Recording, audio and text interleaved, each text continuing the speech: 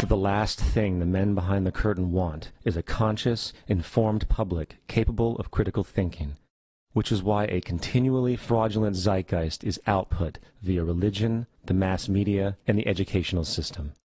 They seek to keep you in a distracted, naive bubble, and they are doing a damn good job of it. In 2005, an arrangement between Canada, Mexico, and the United States was made.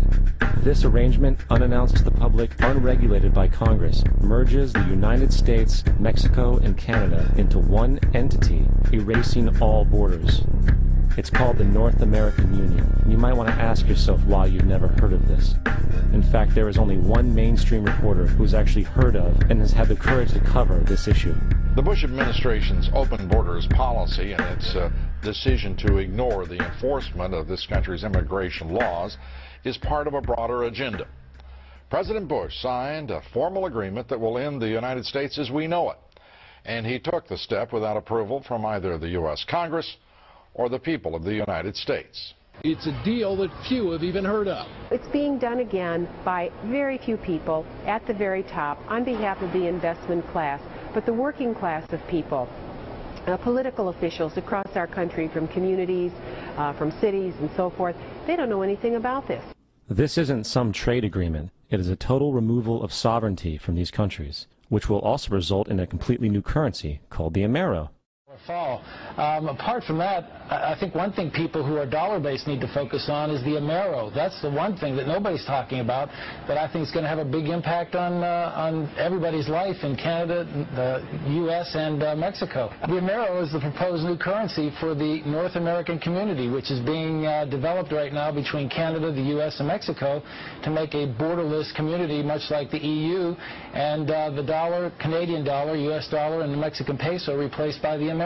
By default of this agreement, the American Constitution will eventually be obsolete. You would think that a situation like this would be on the cover of every major newspaper. That is until you realize that the people who are behind this movement are the same people behind the mainstream media, and you are not told what you're not supposed to know. The North American Union is the same concept as the European Union, the African Union, and the soon-to-be Asian Union, and the same people are behind all of them. And, when the time is right, the North American Union, the European Union, the African Union, and the Asian Union will be merged together, forming the final stages of a plan these men have been working on for over 60 years. A one-world government.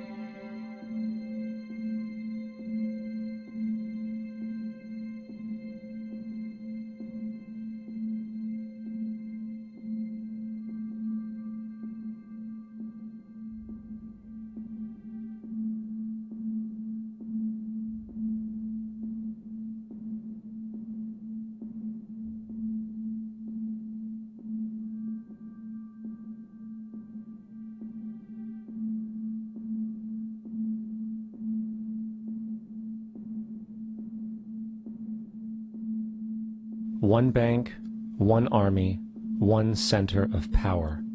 And if we have learned anything from history, it is that power corrupts, and absolute power corrupts absolutely.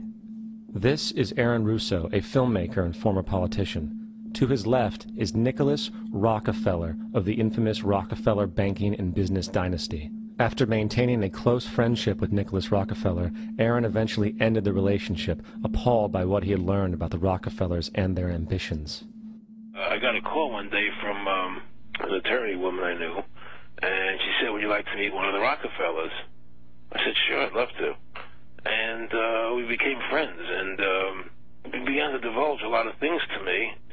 So he said to me one night, he said that there's going to be an event there, and out of that event, you're going to see, we're going to go into Afghanistan, so we can run pipelines from the Caspian Sea. We're going to go into Iraq to take the oil and establish a base in the Middle East, and we're going to go into Venezuela and try and get rid of Chavez. And the first two they've accomplished. Chavez they didn't accomplish. And he said you're going to see guys going into caves looking for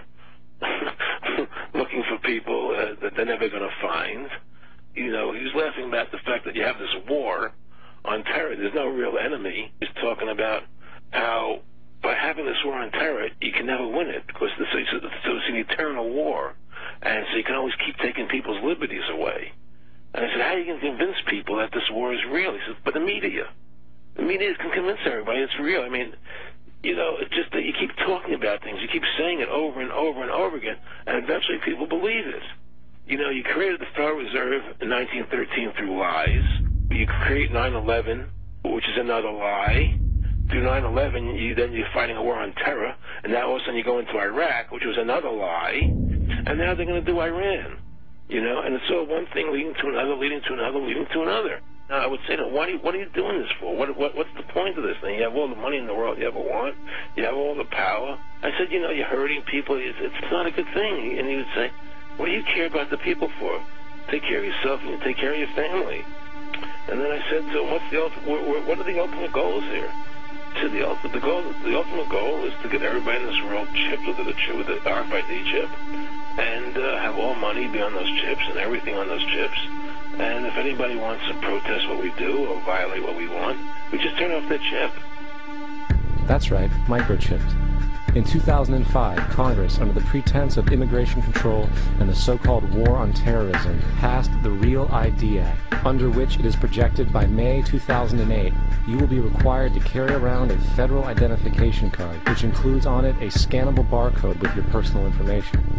However, this barcode is only an intermediary step before the card is equipped with a VeriChip RFID tracking module, which will use radio frequencies to track your every move on the planet.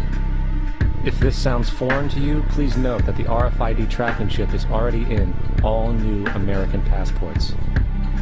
And the final step is the implanted chip, which many people have already been manipulated into accepting under different pretenses.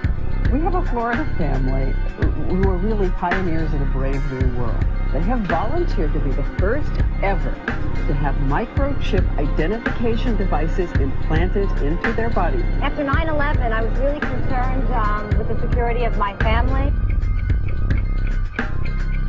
I wouldn't mind having something planted permanently in my arm that would identify me.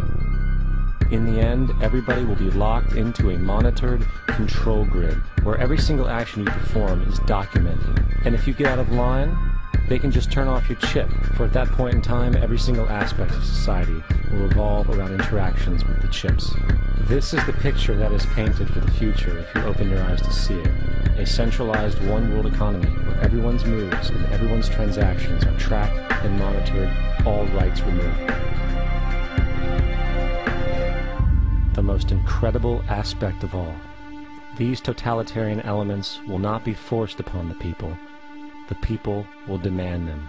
For the social manipulation of society through the generation of fear and division has completely detached humans from their sense of power and reality. A process which has been going on for centuries, if not millennia.